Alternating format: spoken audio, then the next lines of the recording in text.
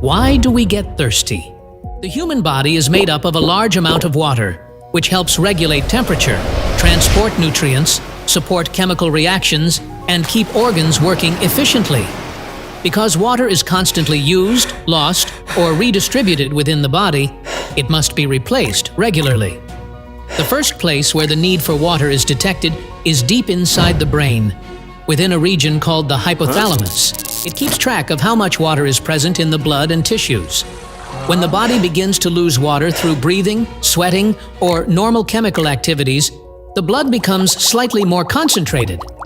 This concentration is sensed by special cells in the hypothalamus known as osmoreceptors.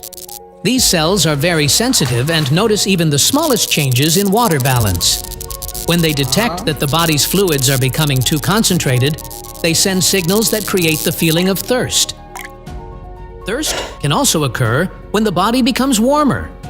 During physical activity or on a hot day, the body releases sweat to cool itself down.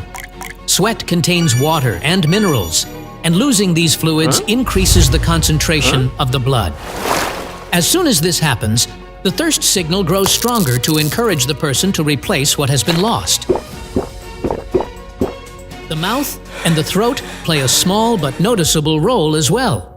When the tissues in these areas dry out, the body receives sensory information that supports the thirst response. The kidneys also contribute to thirst by monitoring changes in blood pressure and blood volume.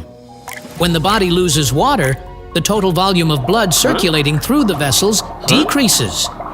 Specialized cells within the kidneys, called juxtaglomerular cells, detect this drop. In response, they release a hormone called renin, which begins a chain reaction known as the renin-angiotensin system.